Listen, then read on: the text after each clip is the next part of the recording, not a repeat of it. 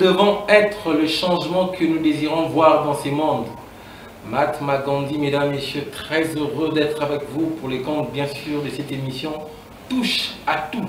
Une émission qui touche justement à toutes les dimensions. Vous êtes très nombreux en train de suivre cette émission.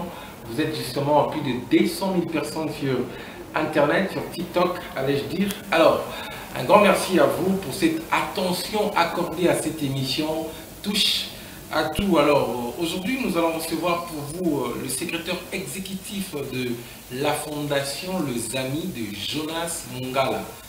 Et Michel Zalangala, français, on est bandé banques, ça va tout. C'est quoi la solution que la fondation Jonas Mungala met en place? Alors, nous sommes avec le secrétaire exécutif, M. Jean-Claude Mayano, avec qui on va discuter sur la solution justement. La fondation fait quoi exactement? Bino, ni ne vous intéresser Bino la fondation. Ne zappez pas, mesdames, messieurs, 30-40 minutes, suivez cette émission avec le secrétaire exécutif à qui je dis rapidement Mbote Sek. Mbote Ndeko, journaliste. Vous allez bien? Qui m'est-ce? Alors, je rappelle ici que vous êtes le secrétaire exécutif de la fondation Les Amis de Jonas Mungala. Les Amis de Jonas Mungala, c'est quoi exactement? Oui, merci pour la parole. Les amis, moi bilingue. Oui, merci. Et la fondation des Amis de Jonas Mungala, ils allaient structure moko et quand même Jonas Mungala. Ou a une initiative de créer cette fondation juste avant dans la province de Grand-Bandundu, plus précisément dans les Kwilu, dans les territoires de Massimanimba. Donc cette initiative est venue pour moins apporter un plus au développement du secteur dans les territoires de Massimanimba. Alors, c'est quoi vos objectifs exactement? Nous sommes dans les objectifs ci-après. Premièrement, c'est dans le développement. On doit développer notre territoire, notre province et la RDC en entièreté. Et ce n'est pas juste, on peut dire, le développement c'est un peu vaste quand on peut le définir. Mais nous sommes situés dans des points où nous sommes vraiment focalisés. D'abord, développer l'homme congolais, plus particulièrement au territoire Massimanimba, pour développer dans le sens mental et comme le développement divers dans la profession ou bisotoza na katia fondation na domaine ya ba profession ba formation modèle wana et comme malisusu fondation na biso moi musika kosuka kaka na territoire ya Massimanimba te mais kokele na ba territoire to na ba province mususu le temps au biso tokoki kozala nango. Donc c'est ça. Ça c'est très bien. Cette fondation, ça existe déjà depuis combien de temps? Oui, c'est presque une année, fondation ils ont déjà. Alors, la Grand-Bande, le problème nous rencontrons qui aujourd'hui, bon d'accord, on va mettre en place une solution que vous appelez une fondation, les Amis de Jonas Mungala. Quel est le problème que vous avez rencontré pour apporter cette solution? Donc, ce qu'on a trouvé comme problème, plus particulièrement, je parle d'abord dans les territoires de Massimanimba, nous avons vu que non, nos frères et sœurs du secteur vivant dans les Massimanimba ont beaucoup de difficultés. Oyo bango bazali nango, mais oyo l'État qui peut leur apporter un plus ou bien un soutien, mais azo kokako sunga bangote. Et nalisa lisi yandeko Jonas alobaki te tokende nan étant que fils du terroir na mekanan kosolola pe na bandeko nanga. Nayoka bango, nayoka baposa na bango. Et après ça, total comment ensemble na bango tokoki ko lancer l'activité yango tozoloba juste na domaine local ya ko développer territoire na biso. Et total ay que moi na Massimanimba donc les natifs donc ceux qui habitent Massimanimba bazana ba problème ebele ezaka kate ke non ya kotanga ou bien mais bazozanga pe biloke ebele lutili ki ezalité banzela ekufa depuis l'époque ba belge ba kenda banzela eza impraticable. Et là, on a banzela plus particulièrement à des certes agricoles, que non, ça pose vraiment problème. Et bana Massimanimba, bazali susu yako kangama, disant tout simplement que Kotalela, l'État, tout bas politicien. Donc d'eux-mêmes, ils ne sont pas vraiment actifs de dire que non, nga mwana Massimanimba, nga mwana secteur to ya mboka songolo pakala, na apporter un plus pour le développement du territoire. Donc, kolongola bango makanisi wana pour que, avec les jours à venir, ensemble avec la fondation, tokoki kokene malem pour que non développement ekota et changement de mentalité peut ekota na kati ya bitu ya batu et d'attendre des hommes politiques ou bien gouvernement ça et la biso toutes ces histoires là. Alors avant d'apporter ma question technique sur l'implication de l'État par rapport à votre vision, j'aimerais d'abord connaître c'est quoi la grande vision il y a la fondation Nabino par rapport à Bala Masimanimo. La grande vision Zania. La grande vision est comme si je venais déjà de le souligner, qui apporter développement intégral dans les territoires de Masimanimba. Le développement est tellement vaste que... Oui, tellement vaste, mais concrètement, tous les lokola kokene na ba domaine où tu répartir na kati ya fondation lokola objectif na biso lokola na domaine ya kobongisa banzela. Tozo mema biso moko fondation dans l'infrastructure oui. Kobongisa banzela. Kopesa ba formation na ba oyo ya biso ya fondation bao baza ba membre na kati ya fondation tozo apporter bango ba formation professionnelle en informatique coupe couture et kolakisa ba maman to bilenge comment à partir de la maison ils peuvent avoir quelque chose à survivre ou ya kotangi c'est la bana to baleki o mususu batika la côté wana lokola kolakisa bango comment faire ba parfum savon, détergent. La vision en fait de cette fondation, c'est convertir les habitants de Masimanimba en entrepreneurs. Bango moko va se prendre en charge des entrepreneurs. C'est extraordinaire. Donc c'est ça vraiment vision. Il y a ma classe, oyo, to souci, oyo. Fondation et zanango pour na bandiko Masimanimba. Donc bato Masimanimba on va se prendre en charge. Alors idée à boye mutazion azam muta Masimanimba azam muta Kasai azam muto pas moko na bango to aza. Donc mutazi makanisi oyo eza ndeko Jonas Mungala oyo ndenge na lati elamba sini ya kombo nae aza mona territoire Masimanimba. OK. Donc ayebi pasi na bango pena.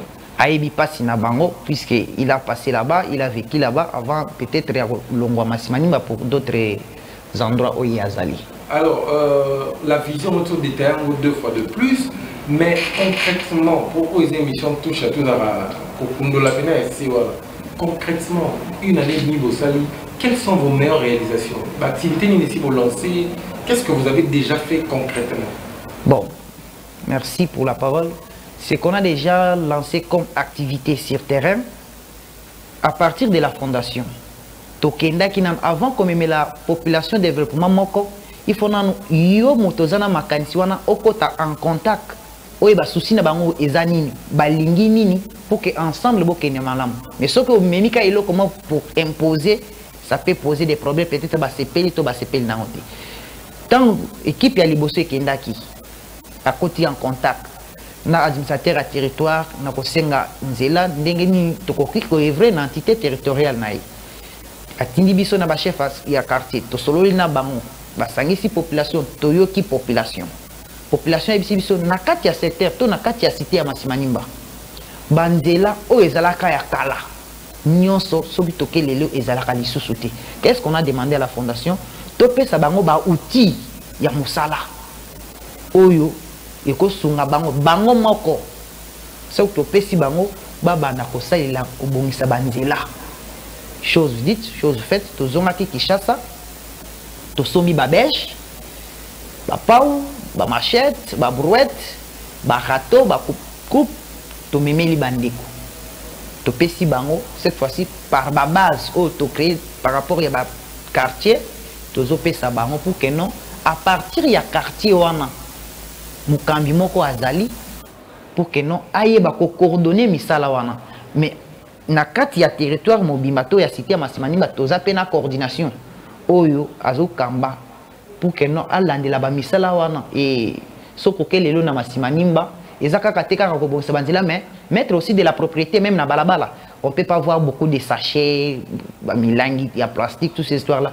mais la fondation s'en charge ya ko lokota ko kombola pour que non ake kundato atumba surtout les sachets pour que non ceux qui sachets comme épée belé na kati mboka eza signa mal propre et après cela basenga ki biso to memela bango ba formation professionnelle lokola en coupe couture ou toza na ba machine ebele toza na centre informatique na Masimanimba et to memaki lisusu bandeko o bakoki kokende osunga bango na kolakisa bango ndenge bakoki kosala lokola basuma musu wana ba savon ba mikate mapa ba parfum pour que non à partir de la maison une maman à cause de la kakate que non papa a payé ça 10 francs mais à partir de sa maison azui moi mbongo asali mapa moko ya bien o ko sunga bandeko tant bazo sombango balié et après moi 50 francs balié na pourquoi mais moi économie na ya ko tant ça la pe bandeko mais to suki ka wana te à Masimanimba il y a vraiment un problème d'eau. La régie des eaux elle-même oui ils allaient mais azote kama ina babidon c'est pas dit que chez chaque parcelle ils en a ba robinet mais ils en a ba source oh ya kala mundele kutu tanga zo utamboka na azo melama ya ba source wana mais ça fait beaucoup de temps ba source wana ezala source fonctionnalité mais avec l'initiative ya Ndeko Jonas ba senga kisoki akoki ko bongisela bango ba source d'eau wana et chose dite to bani déjà entamé presque 2-3 sources où ils en marche déjà to bongisi pour que non bande comme Masimanimba ceux qui azana 200 francs 300 francs terre somba bidon ya mai à partir de la source qui est non loin de chez lui encore kende atoki mai ne ya source asanini azomela ndenge ezalaki na tanga kala ndenge to comme on appelle lokola ba forage awa mais biso kuna eza ba source na zamba non loin de la maison nous toko profiter et eza ba activité oyo malembe tozana ko kende ko aborder par rapport ya ba société ya ba demande ya bande ko Masimanimba. Très bien. Vraiment étaler la vision concrètement mais inquiétude maintenant qui est la partie avec l'État si je peux directement anticiper l'État gouverneur Kunaza accueillir projet est-ce que implication na yepesa makambo ça là toi ça les gars va ça la qui n'a vous commencé un projet et puis on vous abandonne êtes-vous de connivence avec lui ou vous travaillez seul? Ok. Merci beaucoup par rapport à la parole. Au niveau du territoire, il y a un représentant du gouverneur, c'est l'administrateur du territoire, à qui on a eu vraiment le temps. Chaque fois quand on fait une descente, on s'échange, on partage. Donc, tozo solo la naie, azope sabiso pe ba préoccupation, to ba souci majeur, yepe étant que administrateur du territoire ou azokuta nango par rapport ya kokamba mboka to cité ya Masimanimba, puisque territoire Masimanimba eza munene. Ils ont composé moins par rapport à 10 secteurs. Il y a miné ne bambo keza ibele. Et yé étant que Mokambi a zappé na ba préoccupation majeure. Ou ils ont partagé ensemble. Donc comme le col a partenaire naé na reine naé, tozo apporté coup de pouce par rapport à la difficulté au yé azanango. Et nous sommes na koki ko étalé peut-être comme si nous avons disposé secret administration ya territoire mais la fondation est là juste pour l'accompagner dans la difficulté oyo ya zanango et partant de là après ça bisope aval kolobake et ça na ba parcelle mususu tant bozo sala ba salongo boye bisa bandeko ya fondation na komeli bango mukanda o bazo tambola nango na force oyo administrateur à territoire après si biso force probablement que non ceux qui sont le pakala le pango et bima na balabala ya l'état bozongisa na ba limite bo senga yen avec tous les respects azongisa nanzela o to na ba limite pour que non balabala l'état etikala libre donc en tout cas collaboration étroite na représentant ya gouverneur ou azana kati ya Bandondoville ou aza représenté na kati ya Masimanimba l'administrateur du territoire collaboration ezaki kitoko. Très bien. Et la population le projet va accueillir en ligne. Bon population puisque eza demande na bango. En tout cas, et ce qu'on est en train de demander toujours, la fondation, que bati kabango na tamoulaïté. Donc, bazolinga fondation azalaka toujours pembe na bango et surtout na ba demande na bango. Puisque tokoki kolobate nyonso mais baza MP loko la population moko MP abandonnée. C'est pour la première fois qu'on donc ma carrière plus de 12 ans aujourd'hui dans cette émission comme Torbita Masula Masimanimba Tokaka Babeta Masula Bakasai Banini Membali tous en tout cas quelqu'un qui prend la parole dans mon émission va conduire la mingi en tout cas et que font la montée mis sur la côte en contact pour voir pourquoi on a vu Congolais basa Ni il faut ça pour avant. En tout cas, on félicite M. Jonas Mungala pour cette idée. Nous on aime des entrepreneurs comme ça, des jeunes qui ont beaucoup d'idées. Alors, j'ai posé la question sur la population de en haut pour commander moi de laisser tomber qui va. Bon, en tout cas, population Massimanimba, c'est là qui na fondation et bayamba qui en haut vraiment m'a beaucoup mis balé. Donc, avec un cœur, ils se sont sentis et ils se sont dit que non, vraiment, Batuto Lukakande et ça le la bandeko Jonas Mungala. Puisque prétendant qui causala oh bakoki causala par rapport ya batu musus mais bazala qui dessus oh babano prétendre bénéficier na sima ya songlo to pakala bon na ba kwenyonso ya mboka dans les gabandundu il y a des renommées oh ça permettait kutuna bana oloba ba kombo ya songlo pakala bon il y a quand même des grandes personnalités. Oui, dans les grands bandous. Mais ça a quelque chose, on a un agent publicitaire pour Nabango. Ça, je ne suis pas vraiment. Non, non, non. Je ne suis pas vraiment disposé. Il y a ça, il y a la publicité dans le plateau. Donc je me limite de ce que. 2, 3, il y a en partenariat, puis il y a un projet. En tout cas, ça bien. Oh, porter un coup de pouce. Bon, jusque-là, la fondation n'a personne qui a apporté déjà coup de pouce. Oh. Et il faut perso, il y a une déco Jonas Mungala. Avec l'argent propre, il y a une déco Jonas Mungala. Donc, il n'y a pas un donateur. Ça serait peut-être par cette occasion, dans le micro, où on a lancé un appel. Il y a bonne volonté. Oyo bako soutenir l'initiative de la fondation et quoi apporter biso apport financier, matériel, même mécanisme, pour que non fondation et c'est limité qu'à wana teme et que ne liboso. Donc c'est la fondation où ils ont chapeauté par Ndeko Jonas, yemoko avec ses petits moyens pour mettre en disposition pour na bandeko ya Massimanimba. Mais bandeko Massimanimba ba marquer ngana ba 2 3 Oui, merci Ndeko journaliste. Comme je venais de le souligner qu'il y a beaucoup d'hommes politiques ou bien bateau ou bien marquer étape na bango. Bango basalaka o ya bango. Basa ba ressortisseur Massimanimba. Basala pe o ya bango époque na bango. Bon, ceux qui na koki koloba na cause à l'analyste moko ya moulaï mais d'autres personnes peut-être ba comment peut s'échapper mais sans vous mâcher les mots, je ne suis pas disponible à ça la publicité va comme il y a ma personnalité.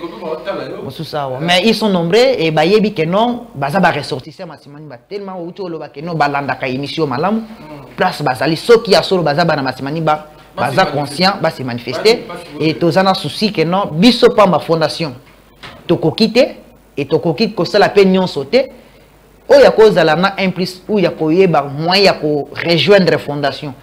La porte est vraiment grandement ouverte ou que non baya to sangana ou bien bango pe basimi domaine mususu pour développement Massimanimba to ya kulu en entièreté et à la moins quelque chose de bon. Alors quelles sont les difficultés beaucoup dans le lancer projet? Merci par rapport aux difficultés au biso tozo kutaranango na kati ya activité na biso ezaka que territoire est à Mounene et nous sommes un peu bités na ba moyen pour ya ko sepel ça ba besoin ya ba population ya territoire à Massimanimba. Donc fondation est un peu limitée puisque vu l'étendue ya territoire, vu ba demande ya population ya Massimanimba ya ngonde ezo sala biso lokola un peu de difficulté ya ko accomplir. Donc c'est un peu ça qu'on a comme difficulté, mais sinon on est en train de se battre comment satisfaire cette population. N'importe à 70 ou 80%, il y a des demandes là-bas. Très bien. Alors, qui est derrière votre fondation? Par rapport à la question, une belle question. La fondation Les Amis de Jonas Mungala. Oh yo. Oui. Non, non, non, non. Ndeko Frank Aza compatriote, c'est un Congolais. Tangu Ayoki, message, Oyo Bazolobe, la fondation à les amis de Jonas. Et ça serait aussi peut-être adhésion, peut-être au Pénacon Senga et Panayo. Yo peso qui est touché, yo, n'est touché qui n'est que Franck. En tout cas, toko hésité, te koyambayo. N'importe que quoi porter un plus na mayele, attaque na mayele pamba. Que de critiquer, mais ou apporter biso un plus. N'est-ce pas que Franck va contribuer. Il ne gagne rien dans la fondation, mais aïe comme ça un plus par rapport à Obiso Tozala Kinam. C'est un peu comme ça qu'on est en train d'évoluer avec les hommes de bonne volonté. Et ça ne dit pas que plus qu'on dit qu'on est dans les territoires de Massimanimba, c'est juste pour les natifs de Massimanimba. Non, pas ça. Donc c'est pour les Congolais. Puisque dans les jours à venir, Vision ESA, il y a aussi sa province, il y a Kwilu et les grands bandundu. Et par après, tu as la province. Ensemble, il y a la province. Ceux qui surtout aux que nous avons coquille et que rapport réseau côté la biso ou bien ma partenaire s'intéresser plus à l'activité na biso. Pourquoi pas tout ça la fondation il y a Beto Mossi na étendu à RDC Mobimba. Peut-être les gens se dire pourquoi il y a Beto Mossi. Il y a Beto Mossi tozu ya mona monoko o tozolo baki Congo puisque isa o bata masimani bazolo ba mingi pour que non ba comprendre yango malam. Mais au fond isa significatif que non ba ndeko ya ba ekolo nyonso baza intégré. Il y a Beto Mossi toko changer yango pe ekomi na Chiluba, toko changer yango ekomi na Swahili na ba monoko nyonso ezolo ba manakati etandi ya RDC. C'est un peu dans ce sens-là qu'on est en train de s'efforcer et évoluer. Donc. Alors, à quelle hauteur Bolinga Batuba investirait dans quoi exactement pour Bino Kuna problème maïza, électricité problème maïza, Bandila, Marnobeli, Batu pe baro talon émission, babi bon ça va, tous en apôtre, tous à telle place, tous à pe ba congolais, Bolinga toi accompagner fondation Oyo pour aider Bandeko Nabiso. Quel est le vrai besoin que vous avez concrètement au partager na bato? Maintenant linga le bango na ba langue ni ba lobi na linga là, apo lobi na langue na bino wana ya Beto Mossi. OK. Ils ont langue na bisoté, mais ils ont langue nationale puisque les Kikongo c'est parmi Congo, hein? Oui. OK, mais c'est parmi les langues nationales. Comment on retrouve ki banane? Ba yaka, ba yandi, banane. Dans les Massimanimba, Bambala Bazali, Bambala, Bangongo Bazali, Basuku Bazali, Bayansi Bazali, Baluba Bazali. Mais comment? Et ça quand même territoire où ils ont regroupé. Donc Aza Lokola, maman Oyo, Azo Yambabatu et Belé. C'est que Baluba bande de Babatu. Mais non, et ça juste si vous êtes vers Idiofa, c'est dans les Bandundu. Mais Idiofa na Kasai, ce sont des provinces moins frontalières. Donc ça na différence c'était Mutakasai, Sogakatsi, Pont-Loangé, c'est des gens dans les grands Bandundu. Et Bazolia, Bapende, Yabangamou, Wanakunana, Bapende, Kasai. Ce sont que des frères. Mais il y a des Pendé na Bandundu, il y a des Pendé na Kasai. Mais c'est ça. Donc, quand on dit qu'il y a Beto Mossi, ça signifie qu'il y a peut-être par oubli, on a logo. Logo Oyo, c'est significatif. Exactement, que non, nalati polopo, que non, tantôt il a marre tes alaki, mais j'ai porté ça pour signifier aussi à la population qui nous suit que non, Ndaku Oyo, Eza RDC, notre pays, Batonga, mais Esilate. Mopanzi boye tozana mbeli ya bamason, oh ba na France ba bengi triel. Oyo yonde ko journaliste oko simba nga na memi kantine ya mai, mususu amemi zelu, mususu amemi mabanga pote toko kisa oyo belge asili sakate peut-être. Ou asili sa mais bisoto mema ba innovation mususu ya sika. Yango zomona ndaku oyo mais qui est inachevé. Bien réfléchi. Donc c'est pourquoi nous disons que non. Et koki ko suka na Massimanimba te. Puisque nazoloba, il y a Beto Mossi donc les Congo c'est mon pays, les Amboka nanga, les Grands Bandundu, province nanga, territoire Massimanimba, territoire nanga, les Kwilu c'est ma province. Donc ils ont limité kakate donc ils ont ndako munene oyo congolais nyonso de bonne volonté et si kazo landanga ou azoyo kanga ako apporter un plus naé sans problème et que ça vraiment quelque chose de bon. Très bien. Est-ce que la maternité, maman va botter à quelles conditions? Tout ça, on irait oui. savoir ça aussi. Le domaine sanitaire est vraiment malin, mais dans les vrais fonds. Puisque des fois même, c'est ça peut-être d'autres personnes pensent que les Congo c'est Kinshasa. Ou bien on peut dire que non, Massimanimba et Zaka cité à Massimanimba. Mais dans les vrais fonds, il faut tout projeter à venir. Donc, coup d'œil, Kokanisa Bandeko, Oyobaza, à 150 km, il y a 4 territoires. Est-ce que la condition sanitaire n'a pas été appropriée? C'est ça qui est vraiment des préoccupations cette fois-ci. Il y a fondation, Kokanisa Bandeko. Ce qui n'a pas Massimanimba, hôpital à Mounene Ezali, centre à Mounene Ezali. Ça, je ne peux pas nier. Ezali. Mais si ko bandeko o bazana ba groupement ya kati dans les vrais fonds, c'est vraiment pitoyable, c'est difficile. Ok, on a déjà. Nganaza mutu ya terrain. Je ne peux pas parler des choses que moi je n'ai pas vues.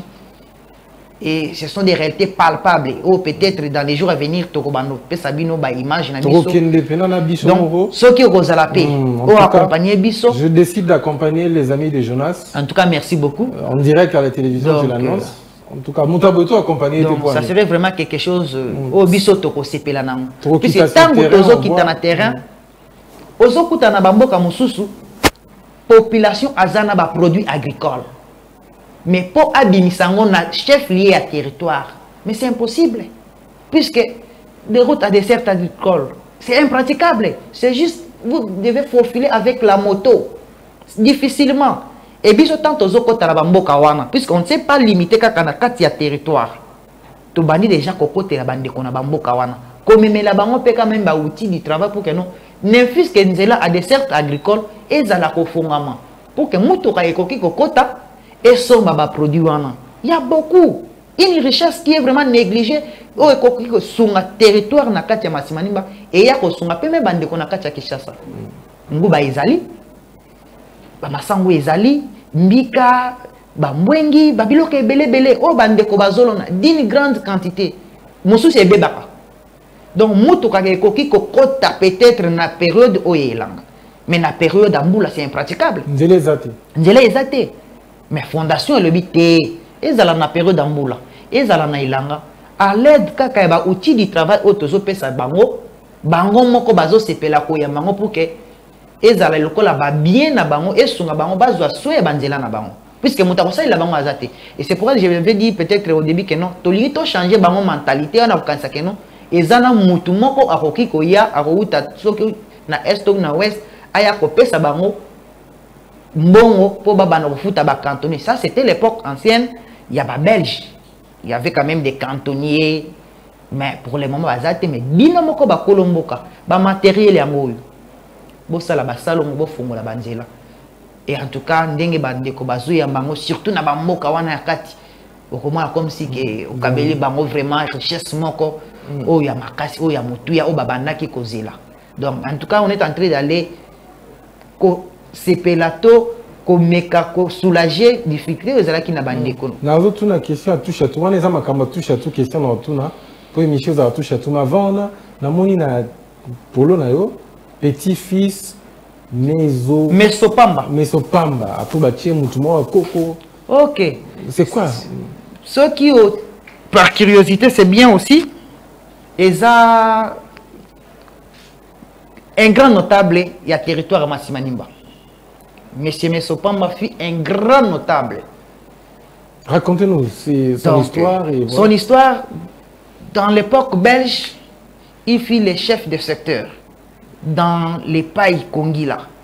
Paï Kongila, ils appellent parmi les secteurs, ils ont constitué territoire à Massimanimba. Et le monsieur a beaucoup fait et a amené vraiment développement dans le secteur il y a Paï Kongila, dans le domaine où Nazali Kolobela, surtout dans le domaine des desserts agricoles.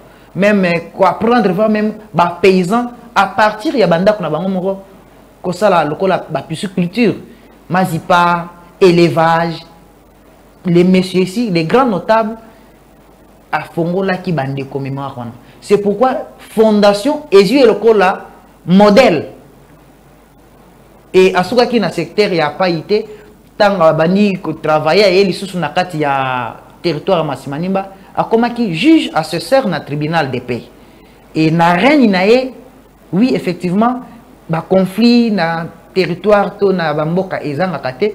Lui, n'a rien à nous siéger surtout dans la matière au Italie, matière coutumière. famille songolo na famille songolo groupement songolo songolo mais il y a abando lingate et que de nyonso et que sila na niveau à tribunal abando linga ba retirer ba plainte wana ba ke no bongisango na ndako pour ne pas léser les autres et dire que ndeko nanga fundinga ba tienga na boloko. Donc c'était un monsieur qui aimait au moins la paix sociale na kati ya mboka et il a beaucoup travaillé étant que chef ya quartier Manzonzi toujours dans les territoires de Massimanimba, cité Massimanimba. C'est pourquoi la fondation l'a pris comme modèle. Que il faut que la trace ya ba kulutu, to ya ba koko oyo ba sala ya malam, puisque on peut adopter que des bonnes choses à une personne qui d'adopter ba comportement mabe ya batu. La fondation Ezuye étant que modèle par rapport de sa façon d'être, d'agir et de réagir et to ba ça oyo ya biso pe batu. Et qui s'appelle petit-fils? C'est Jonas Mongala. C'est son grand-père. C'est son grand-père, oui. Il y a grand-père Pena lié to grand-père Penza Oyo aboti mama ya Jonas Mongala. OK. Il y a un de Jonas Alobi bien que Koko Azali Suso invité père à son âme. Mais solo beti à grand-père Moana. Oui. Grand-père, il y a des Jonas Mongala, Kolo Fondation, les amis de Jonas Mongala. Donc, tellement Koko Azate, mais successeur Bazalaka. Successeur Azateka que non bénéficié bien au Moé Atiki, mais successeur de Jonas Salingi Abima, le Kola Oyo Azui, idéologie nae, le lengue nae à Kosalela. C'est pourquoi Ndeko Jonas voulait que non, il y a continuer pour que Batras nae et s'effacer. Namitu, il y a des Congolais, particulièrement dans le secteur de Paï Kongila, dans le territoire de Massimani en général, puisqu'il a beaucoup travaillé dans le territoire. Très bien. Alors, tu as la vision de la TV, les Congolais anticipent la réflexion des autres. Je vais m'expliquer. Tant que tu as la fondation, le développement, tout ça, Namitu n'a pas mis la place déjà pour chiter. Est-ce que M. Jonas en 2023 a postulé? Est-ce qu'il a des ambitions politiques? Yango Azosalaboy, tout c'est vraiment le bien-être des autres qui lui motive de faire ça. Alors, la question n'est vraiment pas, l'inquiétude n'est pas vraiment à postuler tout. Tout le temps, on a posé un gouverneur, un député, pour avoir une idée.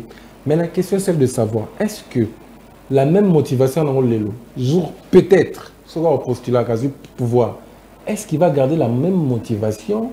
Il y a aussi le travail pour le secteur, il y a le développement, il y a Massimanimba, tout ça comme les autres députés, les autres gouverneurs qui nous ont abandonnés aujourd'hui, qui ont abandonné leurs électeurs. Ok, merci pour la parole, monsieur le journaliste. Nautiko Lobela Kenon, on a comme modèle les grands messieurs, les grands notables, monsieur Messopamba Florimont.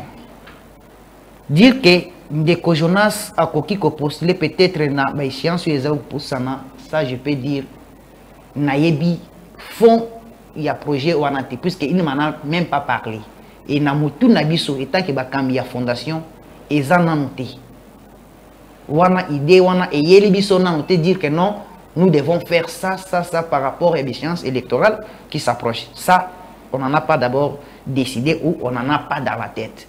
Idée ezana juste tokende kosunga bandeko ya Massimanimba par rapport il y a icône nabiso et ko sala un jour peut-être que ya kozala na makanisi ya ko tia libaya ko lobakini a postuler et que ya bimi et que ya ko dérouter ba vision nae wana na ko lobakeno a respecter tes vision ya koko nae et minima koko nae place ko zala et ko bano tumbisa kaka dire que non tu es en train de te dérouter et na ndenge nae beli pe Ndeko Jonas que un jour ceux qui ont l'opportunité de se présenter que Azarana ba poste de responsabilité na mboka na biso et d'ailleurs ce qu'il est en train d'assumer plutôt et ça ba responsabilité monene et a koki ko dérouter ba vision oyo azanango to oyo a hérita na koko nae oyo tozali ko lobela kombo ya Messopamba. Très bien, je veux revenir sur lui pour il y a beaucoup de questions sur lui donc vous faites ça pour le bien-être des autres. Oui. On a vraiment besoin de Congolais comme ça. Malgré que ton message n'a pas été, tu as dit que ceux qui ont franc pour y avoir des gens qui ont fula. Tu as dit que maman a appelé ça, c'était là, au cabine en courant à l'époque. to vota qui était à transfo, à transfo na masangambila, batomba na masangambila et mon afula na pesi binombote, ba vota a été, ba on la transfo. Donc biso to beka ke ba action o ya ça les a pour na biso. Mais or il y a vraiment ba vision. Alors merci pour la fixation, de fixer opinion sur cette question. Tout ça pour ça batobo, il fait ça pour les autres. Mais il y a un non mukie. Tant que tu as la grande bande, je vais expliquer ma simanimba. Nous avons une sous-question, mais nous avons un moment et l'homme mukie. Oui, pasteur Denis Lessi. Pasteur Denis Lessi. Koye Baye ou n'est pas Koye Baye, bon.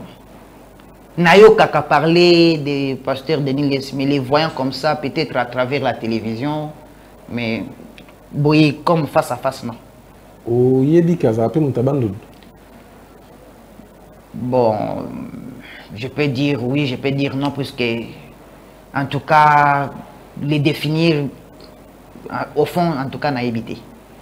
Alors, peut-être que c'est une information pour moi. Sous question, il y en a tous les affaires, moi, parenthèse, après, ils ont touché à tout. À ça, a levé des fonds pour le développement et Bandound. Moïse Katumbi a pu ça un bon, Bandeko Belé peut contribuer à nous, contribuer à péter. Nalingina yeba yo logoza mutabando de ressortissant à Bandoun. Est-ce que yoka pata action moro pasteur de Nlesi amena na Bandoun toma tonga mulo mo to asala mulo mo après ba événement asala ka ya récolter ba fond. Est-ce que yoka ta information te ko?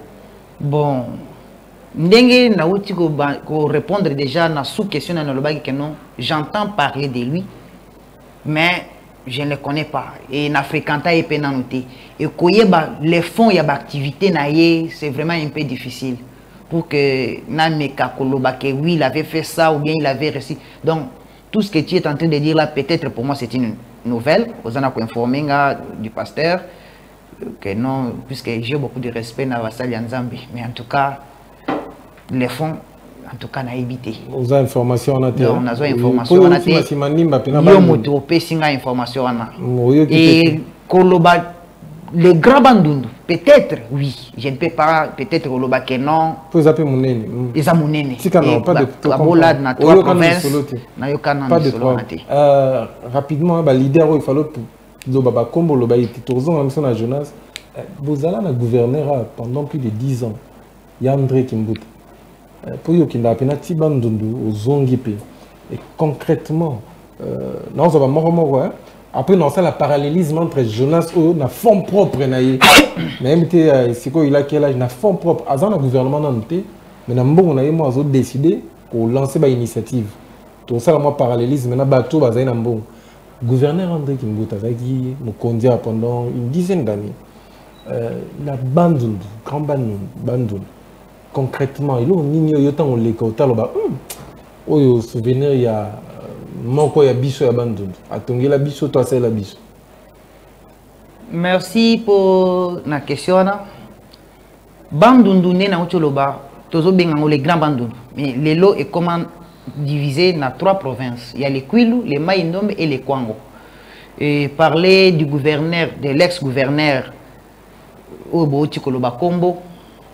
Na koye bate vraiment ko situé dans les grands bandes na province ou ekabani ya commune na province ni ya zalaki gouverneur na katia ville Kinshasa mais ce qui serait nécessaire ou important d'abord à ça là ya makasi na katia ville province ou ya zokamba que d'envisager aller faire de chez lui puisque ceux qui ya za mukambi a on a katia Kinshasa gouverneur à ville Kinshasa ou c'est ça non mais comment c'est que non ya gouverneur awa azwa mosolo ya awa akesala ngo na province na ye wana komi makamusus en principe il faut tout nana que il y a André Kimbuta et tant que Moutebandoun awa na Kinshasa salanim peut-être ça serait peut-être quelque chose dire que oui na mona sala sogorobo na katia Kinshasa mais na katia province où il y a avant de construire l'étranger il faut construire Jérusalem.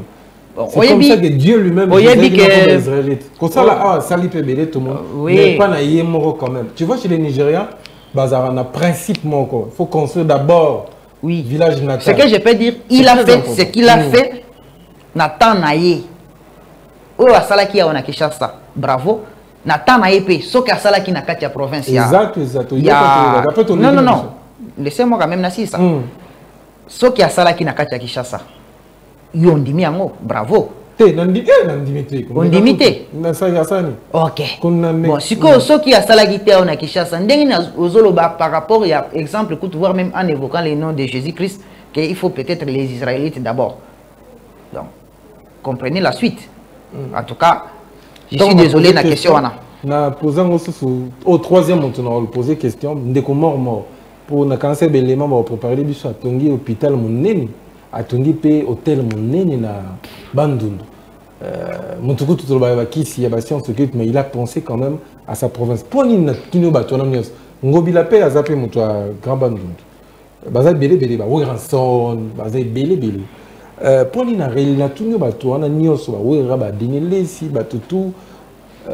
Par rapport à votre fondation, est-ce que vous pensez peut-être qu'on réunit quand même les leaders et Bandundu pour vous dire que l'État, par exemple, Massimani mais s'est trouvé, il m'a canissé pour la Bandundu.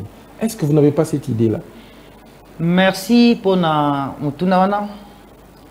Oui, par rapport à la gestion ya biloko, ceux qui osent sérieux na eloko ya mukie. Oh, la biso fondation les amis de Jonas Mungala. Ceux qui toza sérieux na ngote na ndenge tozu makanisi wana tindenge toza na kotambola. Ceux qui toza sérieux na biloko wana na nyamikete toza nango. Mais comment se fait-il que tokoza la sérieux na biloko ya minene? Wana parenthèse par rapport ya bato oyo nyonso yo utiko tunanga. Ils ont fait leur époque. Mais makanisi wana ya ko bengisa bandeko. C'est à travers ce genre d'émissions. Ceux qui a solo balandaka émission na yo et qui est touché bango. Mais ce qui t'a aussi de venir auprès du petit que non, ah bandeko, boza bien que baleki, biso toza bakulutu. To salaki o biso koki ko sala, mais to suka ki wana. Bino na makanisi malamu oyo bino bozoya nango, to moni ke bo sangi sango bino bo matape na esika songolo pakala. Donc qu'on puisse nous appuyer to kende liboso, que de dire que biso to salaki reina biso c'est qu'on a fait, on s'est limité là, mais non, bango ba salaki. Et ça qui époque na bango. Biso petoye n'époque na biso na makanisi pe oya biso. Mais on les épargne par ya ko rejoindre bango pour que non baba ki sabiso maye puisque ba comme lokola ba sage o tokoki kokende pe lisusu ko senga conseil ak bo sala ki songolo activité mais bo resisa ki yango ndenge nini ba ko pesa biso pe maye.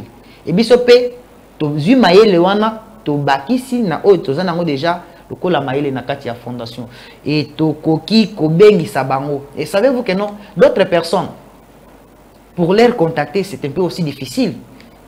Hein? Na ye lokola lelo na émission na ye kaka juste na ye mais il y a vraiment une procédure on a respecté pour que non lelo na le kana micro na yo et kozala pe ndenge moko na makanisi ya fondation. C'est par là aussi na zobeta c'était tozo bengi sa mutu nyonso congolais n'a vraiment juste clair que congolais o aza touché ya kosunga fondation tokende liboso kaka jusqu'à pona bandeko ya masimani bate même pona bandeko o ya ba province mosusu en tout cas toko ya mabango. Donc c'est ça les sous. Très bien. Alors on a une rubrique levée des fonds, ça veut dire que la petite question à poser action ni ya monene bo ngabo poser. Et vous avez besoin d'un accompagnement, d'un appui. Est-ce que vous avez une action, vous projetez Mikolo, mais vous salango quand même, na battu béré, ba partenaire? Dans le but que Massimani baïza monene, activité ya mutuya, donc plus que tozo lo bangwa, mais sur terrain et ko sala yo passi. Kokuta na bandeko. Oh ya yo ba congolais, ce ne sont pas les étrangers, même les étrangers pe bazala na mawana biso pe toza na mawana bango. Même bandeko bagabonais ba otiko pile biso mais il y a quand même l'amour, fraternité ça. Mais ceux qui ont penza na bandeko o wana qui sont des vrais congolais d'origine. Donc yekutu Kinshasa yo kaka. Mais akoma ngote, ayibi ke capitale na biso ezalaka na Kinshasa, mais akoma ngote. Mais ba souci majeur na yi. Santé ya malamu ezate. Puisque ba centre de santé to ba institution sanitaire réseau c'est limité il y a bien juste na kati ya cité mais dans les vrais fonds na ba village wana ya ba lumbi village ya ba fumundene ya ba mabongo katenda ya ba kimputu ya ba tout ça ba mboka ebele wana à part peut-être dans ma mission au bazapé dans ma centre ou bien l'hôpital ya malam mais na bamboka ba centre donc triste. côté sanitaire exact et banzela ndé na utikoloba à dessert agricole exact et ba école na ba mission oui ba école eza na kati territoire to na cité ya Masimanimba ba école ya bien eza mais dans les vrais fonds. Est-ce que vous pensez que la vision pour nous matérialiser, il faut l'État ou il faut bien?